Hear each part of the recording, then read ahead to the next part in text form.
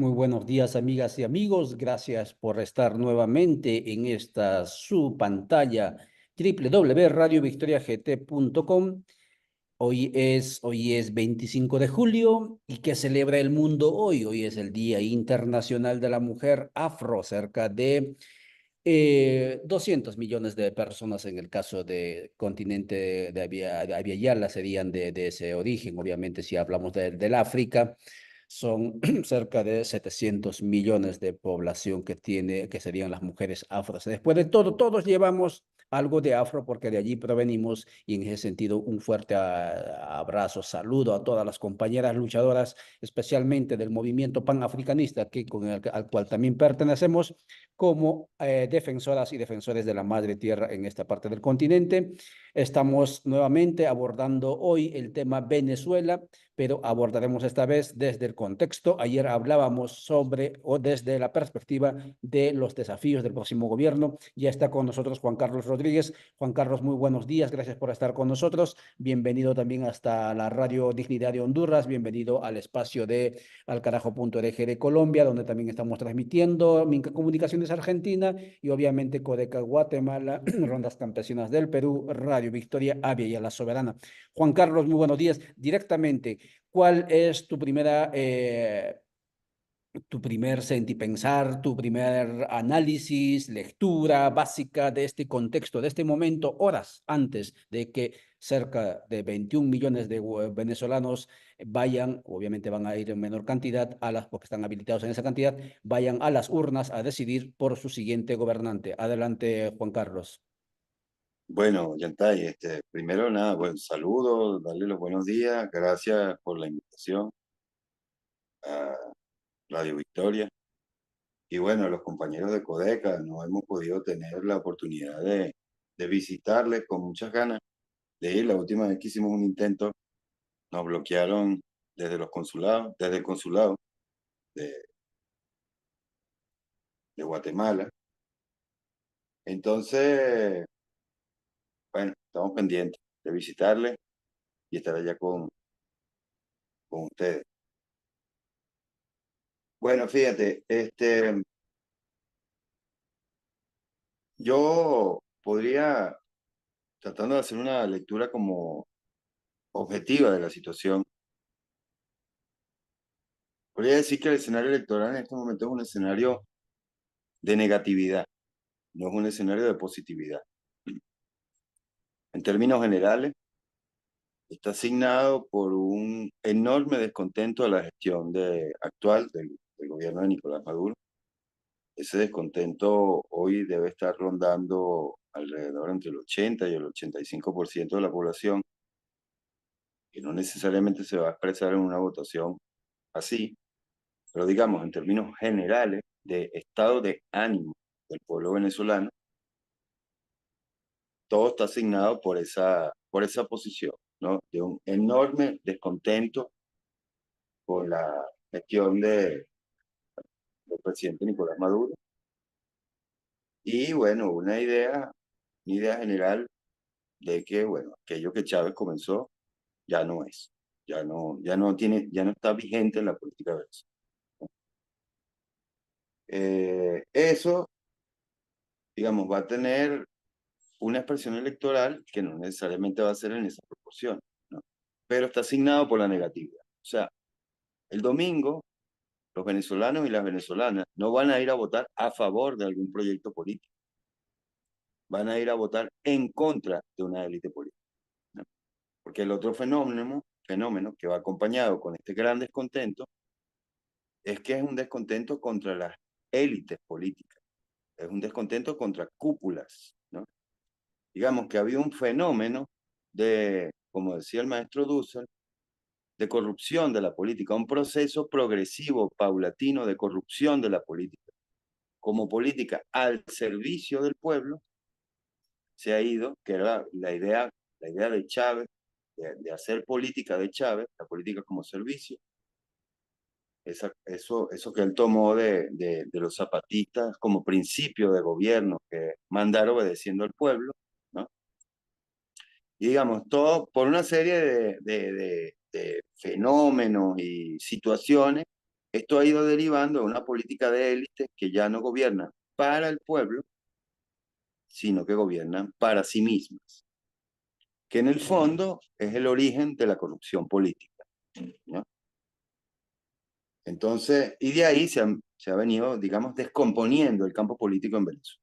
Había una descomposición moral, una descomposición espiritual, una descomposición ética del campo político en Venezuela. Por eso es que planteo esta idea de que estamos viviendo un momento político negativo, ¿no? Producto de este proceso de descomposición y de corrupción de la política en Venezuela. Entonces, la gente el domingo va a ir a votar en contra, no va a ir a votar a favor de un proyecto político. La gente va a ir a votar o en contra del gobierno o en contra de la oposición, ¿no? Entonces, tú tienes del lado de la gente que, digamos, está descontenta y quiere ir a votar en contra del gobierno, te dice, no nos importa por quién vamos a ir a votar. No les importa por quién votar. De hecho, esto ha sido una campaña electoral, eh, bueno, sui generis, podríamos decir, porque no hay programa de gobierno. Ningún candidato está presentando programa de gobierno. Entonces, la gente que está descontenta va a ir a votar y que quiere ir a votar en contra del gobierno, no le importa por cuál candidato votar. Van a ir a votar por el candidato que tenga más posibilidades de derrotar al presidente Nicolás Maduro. No les importa cuál candidato sea. No les importa el programa de gobierno que tenga. No les importa si plantea privatizaciones. No les importa. Solo lo único que les importa es una posición de sacar a la élite que gobierna actualmente en Miraflores. Pero por el otro lado, tienes a la gente que está descontenta, pero que va a ir a votar a favor, que va a ir a votar por el presidente Nicolás Maduro, un sector importante, que te dice es que no podemos votar por la derecha. O sea, van a ir a votar en contra del candidato de la derecha. No, dicen, aunque sabemos que hay razones suficientes para estar descontento, no podemos dejar que la derecha llegue al poder. Entonces, no van a ir a votar por un programa de gobierno, por unas políticas populares, van a ir a votar para que la derecha o la otra derecha, porque ya digamos esos campos también están bastante difuminados en Venezuela, en términos programáticos, en términos discursivos y de imaginario, pues bueno, tú puedes tener un campo de derecha y un campo de izquierda, un campo chavista, digamos, lo que ha sido eh, Juan la Carlos, dualidad en sí, Venezuela, ¿no? Juan Carlos, Chavismo y oposición. ok. Pero eso es en el imaginario, eso es en, en el discurso, porque en el fondo, digamos, en términos programáticos, tú tienes coincidencias programáticas que son completamente neoliberales. O sea, Venezuela en los últimos 5 años hemos vivido una política neoliberal, de choque neoliberal, ¿no? Implementada por un gobierno de izquierda. Eso es una realidad. Juan Carlos, Entonces, no sé si me visto escuchas. programáticamente, bueno, son más o menos lo mismo en términos programáticos. Juan Carlos, no sé si me Ah, escuchas. vale. ¿Me escuchas? Sí, te escucho, te escucho. Gracias por esa lectura que haces, ¿no? Un proceso electoral lo catalogas como negatividad, pero si recordamos las anteriores elecciones, incluso la más próxima que ocurrió, más que negatividad era violenta, ¿no? Estaban en un contexto absolutamente contrario, no tenían, decían, digamos, para afuera papel higiénico. Sin embargo, ahora, según entendemos, producen papel higiénico. O sea, el bloqueo económico, que es en buena medida uno de los factores principales que ha determinado, digamos, esa sensación térmica que estás mencionando, ha generado que la gente opte por sí mismo y asuma de que ellos mismos pueden hacer a través de emprendimientos, etcétera, cambios, ¿no? Y entonces ya no únicamente esperar que el Estado resuelva todo. Con satisfacción escuchábamos la aprobación de la ley, por ejemplo, con cero aranceles para las exportaciones, ¿no? De todo lo que se pueda estar produciendo fuera del rubro del petróleo. Y entonces, ¿cómo se explica eso? O sea, ¿cómo explicamos? Antes era mejor, peor la situación, pero pues no había tanta negatividad y ahora al parecer está mejor la situación porque no, por lo menos para afuera no se ve, no se escucha ese caos que se vivía antes, por más que las corporaciones mediáticas están apostándole con todo para que efectivamente ese caos se muestre, pero no existe. ¿Cómo se explica eso? Sí, fíjate, Ollantay, vamos a ir por partes, ¿no? Claro, yo quería como centrarme en el fenómeno electoral, pero hay que tener algunos elementos de contexto, evidentemente, y de desarrollo, de cómo se ha venido desarrollando la situación. Fíjate, a partir del año 2018, en Venezuela hubo una apertura, una dolarización por la vía de los hechos. O sea, yo no sé si esto se sabe a nivel internacional, pero en Venezuela la moneda vigente en curso es el dólar. Todos los precios de referencia están en dólares. Tú vas al supermercado y dice literalmente, ref de referencia 3, que son $3. Todo está marcado en dólares. La moneda en curso en Venezuela es el dólar. También está el bolívar, pero la gente usa el dólar. ¿Mm? Y eso es una política que se vino implementando desde el año 2018. Ahora, aun cuando los precios y toda la economía está dolarizada, los salarios no están dolarizados, no están indexados al dólar. Entonces, por ejemplo, yo que soy profesor universitario, eh, digamos, una cesta básica en Venezuela mínima debería rondar por los $400 al mes. Y yo como profesor universitario gano $1 al mes. Eso es el sueldo de un profesor universitario con una maestría, etc. Un profesor, digamos, titular puede estar ganando unos $20 al mes. Una maestra de escuela, $30 al mes. Y la canasta básica, fundamental, está rondando los 400, $500. Para vivir en Caracas necesita mínimamente unos $1.000 de ingreso. Si tienes el problema, el tema de la vivienda resuelto.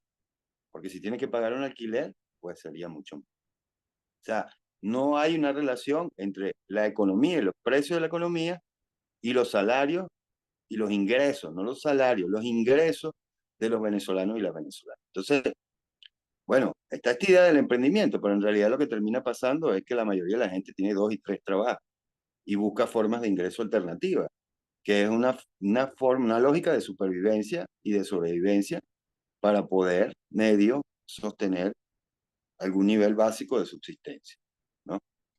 Ahora, pero no solamente se expresa en términos de ingreso, es que, por decirlo de alguna forma, todos los derechos económicos, sociales, culturales, que se conquistaron con Chávez durante, bueno, más de una década de la Revolución Bolivariana, la mayoría de esos derechos se han perdido. O sea, lo que es derecho a la salud, derecho a la educación, derecho a la vivienda, o sea, todos esos derechos que se habían logrado conquistar con el comandante Chávez, sistemáticamente se han venido perdiendo. Y hoy yo te podría decir no te puedo desarrollar la idea o no te puedo explicar la afirmación, pero en Venezuela hoy, actualmente, hay un estado de excepción en cuanto a derechos económicos, sociales y culturales. O sea, están literalmente suspendidos los derechos económicos, sociales y culturales, ¿no? Por parte del gobierno no hay una política de reconocimiento a esos derechos. Entonces, todo eso que se había conquistado con la Revolución Bolivariana, todo eso se ha revertido. Y ha habido un proceso de apertura a, al sector privado, donde el sector privado en Venezuela tiene las mejores condiciones del mundo, porque puede importar lo que le dé la gana, puede producir a unos costos bajísimos con los salarios más paupérrimos del planeta. Y con todo y eso, en vez de haber un proceso de reactivación del aparato económico y de la industria sobre todo, lo que ha habido es una agudización de la lógica importadora. Y bueno, tú vas al supermercado Yantay y no es que tú vas a conseguir el papel toalé venezolano, es que vas a conseguir 10 marcas más importadas. Y todo es importado. Los productos importados están avasallando a los productos nacionales, incluso productos básicos como café, pasta, arroz. Sale más económico comprar un producto importado que un producto nacional, porque así como no tienes aranceles de exportación, tampoco hay aranceles de importación. Entonces, Entonces, bueno, estamos tú hablando vas al supermercado, hoy los supermercados en Venezuela tú hoy puedes conseguir cualquier cosa que tú quieras comprar. Desde un papel toalé importado de Francia, los artistas esos que vienen por ahí compran de ese, hasta un Ferrari. Si tú quieres comprar un Ferrari en Venezuela, lo puedes comprar. Eso sí, te cuesta el doble de lo que te cuesta en Estados Unidos, pero lo puedes comprar. Si tienes el dinero, lo puedes comprar y se compra con maletas de dólares. Así se compra en Venezuela, se compra en efectivo. Estamos conversando con Juan Carlos Rodríguez sobre el contexto electoral que está viviendo Venezuela, un país donde pues no se ha podido, por lo menos desde afuera, derrotarlo con la guerra híbrida, mucho menos con los bloqueos, ¿no? Acaba de dar un dato interesante Juan Carlos, que todo se puede encontrar en Venezuela porque todos y esos productos son importados, pero obviamente en los hechos, el bloqueo, uno de los países bloqueados económicamente es Venezuela y entonces no necesariamente eso pues está en esa perspectiva. Juan Carlos, ¿qué función cumple en este contexto de psicosis? Algún sociólogo mencionó, llamó el proceso electoral en este momento de Venezuela de psicosis que estaría viviendo la población, los actores externos, como la USAID, como la NET, y todo, digamos, ese aparato mediático hegemónico mundial para incluso configurar ese sentir pensar, ¿no? Psicótico de la población, de ese porcentaje de la población que seguramente va a ir a votar, como tú decías, como voto castigo, según tu análisis, contra el gobierno actual. Yo creo que este escenario actual de Venezuela es un escenario muy similar al escenario de Nicaragua. Y creo que la situación es muy parecida. Y el desarrollo de la situación, va, a mi parecer, según mi lectura, va a ser muy similar, ¿no? Eso no era así hace 5 años atrás. Yo con un gran amigo en común, que no lo voy a nombrar aquí para no meterlo en el asunto, siempre me llamaba y me preguntaba, ah, Juan Carlos, un amigo que no es venezolano, pues, intelectual también y interesado en los asuntos de Venezuela permanentemente, me decía, ¿estamos en un escenario como Nicaragua? Y yo le decía, no, Ramón, ay, perdón, ya, todavía no. Pero hoy es un escenario muy similar al de Nicaragua, con, con desarrollos y desenvolvimientos que pueden ser muy similares. Ahora bien, este fenómeno no es un fenómeno venezolano. Nosotros vimos en Argentina el mismo fenómeno, un hastío de las élites políticas, tanto de derecha como de izquierda, tanto el peronismo como el fascismo que tienen allá, y vinieron y votaron un outsider, que fue Milei. Y ahora están arrepentidos, absolutamente arrepentidos de haberle votado a Milei, porque aplicó un paquete, bueno, una fórmula hasta nueva incluso, habría que analizarla, porque es como de neoliberalismo extremo, pues. No, vamos a aplicar un paquete así de choque hiper neoliberal, a ver qué sucede, y ahí tienes los resultados. Ahora, eso pasó también en Brasil, eso viene pasando como fenómeno político en toda América Latina. O sea, hay un desgaste, un agotamiento de las formas de representación política, digamos, de la democracia burguesa de América Latina, y se presentan estos tipos que son unos outsiders, este, que hablan supuestamente desde un lugar despolitizado o apolítico, o sea, hablan en contra de las élites. Por ejemplo, Milei tiene en su discurso la casta, ¿no? Hace una crítica al peronismo y al fascismo argentino, pero al final son un experimento de hiperneoliberalismo. O sea, son también títeres manejados por el imperialismo norteamericano que va recuperando su reserva estratégica. O sea, Estados Unidos necesita control total y absoluto de los recursos naturales de América Latina, porque se están planteando una confrontación vital para ellos a nivel global, una disputa global, y necesitan tener garantizados los recursos para poder ir a esa confrontación. Es una confrontación civilizatoria. Entonces, bueno, necesitan gobiernos que sean absolutamente funcionales a sus intereses. O sea, yo, por ejemplo, decirles, hoy en Venezuela el control de la industria petrolera lo tiene la Chevron, en acuerdo del gobierno de Nicolás Maduro con los norteamericanos. La Chevron decide en Venezuela cuánto petróleo se produce, a quién se le vende petróleo, cuáles son las otras empresas internacionales que pueden entrar, etcétera. Hay un control absoluto de la producción petrolera venezolana, pero eso no es suficiente para los gringos. No quieren solamente control del petróleo, que ya sería una garantía. Ayer, si quieren, si no me creen, vean el programa de Diosdado Cabello de ayer, donde, bueno, reconoce que incluso se le están dando más garantías. A la semana pasada, la Asamblea Nacional de Venezuela aprobó una extensión de 10 años a la licencia de Chevron en Venezuela. Ya tenían 10 años, le extendieron 10 años más, como una especie de gesto, ¿no? Reafirmando que hay una intención de mantener los acuerdos con digamos, las empresas petroleras norteamericanas, en este caso la Chevron, de un control total de la producción petrolera. Ahora, eso no es suficiente para los norteamericanos, necesitan control del petróleo, pero también necesitan control del gobierno. Digamos, necesitan gente de su absoluta confianza. Y bueno, estos tipos de outsiders son completamente funcionales al proyecto norteamericano. Ahora, en Venezuela no hay un outsider porque no lo dejaron. O sea, no dejaron que llegara un outsider.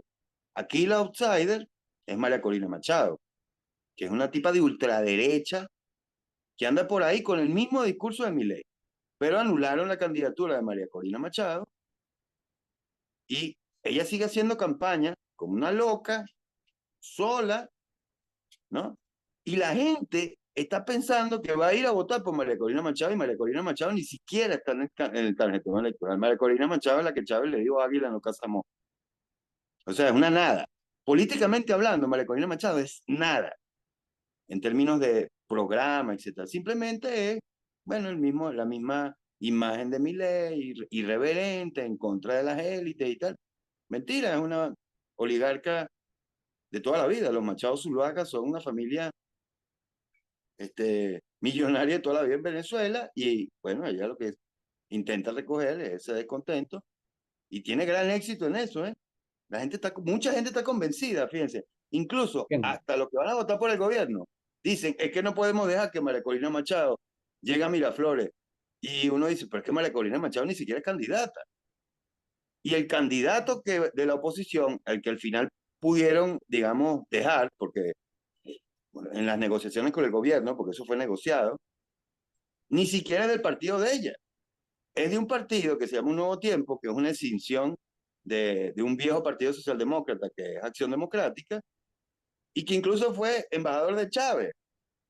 Entonces, ni siquiera es candidato, digamos, un tipo de ella, Bien, ¿no? estamos conversando con Juan Carlos Rodríguez desde Venezuela, él haciendo, digamos, una configuración del contexto electoral y centrándose también en su última intervención en las candidaturas. Y obviamente el candidato oponente contra Maduro no es necesariamente de un partido, es de una coalición, ¿no? Y claro, lo que ha ocurrido con Machado tampoco no es asunto, digamos, únicamente de voluntad política, sino también ha habido allí, digamos, vericuetos jurídicos, ¿no? Que, como por los cuales se la acusa. Lo cierto es que si queremos hacer una equivalencia entre el contexto electoral venezolano actual con el contexto electoral venezolano de antaño, años anteriores, en estas, socialmente hablando, en este momento van a las urnas con mediana tranquilidad aunque los poderes corporativos, como acabo de mencionar, y también corporativos mediáticos, pero también económicos mundiales, que están buscando que no haya más malos ejemplos fuera del discurso de la narrativa hegemónica oficial mundial norteamericana, vayan imponiéndose en diferentes partes del mundo y Venezuela no siga siendo un mal ejemplo, pues están apostándole a derrotarlo a como del lugar ese proceso y veremos que si esta vez Venezuela, ese sector que muy a pesar de los resultados, digamos, socioeconómicos, cotidianos, que este tiempo ha mejorado, según vemos, bastante desde afuera, va a optar por un proceso diferente a lo que Maduro está impulsando o va a optar por Maduro. Después de todo, allí se va a definir en las urnas.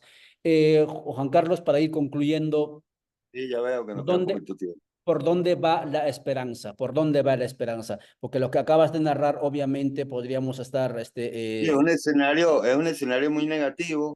Yo creo que, bueno, hay dos desafíos.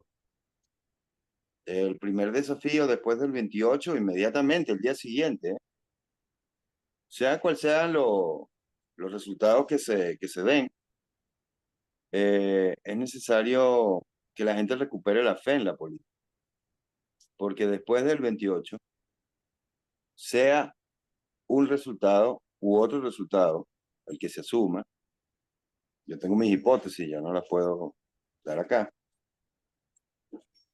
va a haber una gran decepción en la política como instrumento de transformación de la realidad. Y ya eso era un fenómeno que venía sucediendo. La gente se ha ido desafiliando del campo político. No quiere decir que la gente se ha despolitizado, sino que se ha ido desafiliando. O sea, hay un rechazo, una repulsión a participar en política.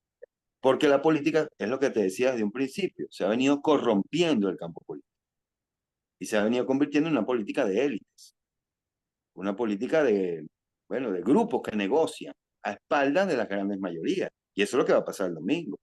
O sea, el domingo el resultado electoral es un resultado negociado. Lo que sucede el domingo es negociado, no es resultado de la expresión y el sentir popular. Es negociado entre unas élites, las élites que están en el gobierno, con las élites de la derecha fascista venezolana y con los gringos fundamentalmente. Entonces, eso es lo que realmente define los resultados electorales. muy bien. Y otro gran desafío, que es un desafío continental, que no puedo dejar irte sin decirlo, es bueno que tenemos que retomar el proyecto de Bolívar, que comenzó hace 200 años, Chávez retomó y logró avanzar en una década enormemente y que bueno, eso fue un proyecto descartado, históricamente, actualmente es un proyecto descartado, pero que en algún momento hay que retomarlo, porque es un proyecto, bueno, es el proyecto para nuestra América, es el proyecto de la Via Yala, o sea, proyecto continental, ¿no? Con una gran visión de futuro que tuvo el Libertador y que, bueno, nosotros, los caraqueños, que hoy estamos de cumpleaños, hoy 475 años de la fundación de Caracas, de la invasión del Valle de los Caracas, este, bueno, tenemos la responsabilidad de volver a retomar y volver a impulsar en algún momento. En algún momento eso va a suceder, tenlo por seguro, que nosotros los caraqueños, que somos los que tenemos la tarea, porque somos los hijos de Bolívar, bueno, retomaremos el proyecto de nuestro padre Bolívar, nuestro padre Guayquepuro, nuestro padre Chávez, y bueno, echaremos para adelante otra vez con ese proyecto y lo juntaremos con los otros pueblos para construir el Aviala. Muchas gracias. Juan Carlos Rodríguez conversó para el espacio de www.radiovictoriagt.com, un contexto bastante, digamos, eh, por decir de alguna manera, matizado. Hay sentimientos de diferentes tendencias. Lo cierto es que en este contexto, en mejores condiciones que hace años atrás, esta vez Venezuela va a las urnas Y claro, lo que no pudieron derrotar en las calles, ahora le están apostándole a derrotar en las urnas, más allá de los resultados. Y claro, desde aquí nosotros confiamos en la sabiduría de las poblaciones, especialmente de las poblaciones que están fuera, digamos, de los núcleos, ¿no? Urbanos, del núcleo de poder, para que la esperanza se siga imponiendo en Venezuela, porque después de todo, de eso se trata, ir a buscar, ir tras las esperanzas. Muchas gracias, amigas y amigos, por vuestro tiempo. Volveremos cuando las circunstancias así lo ameriten. Chao, chao.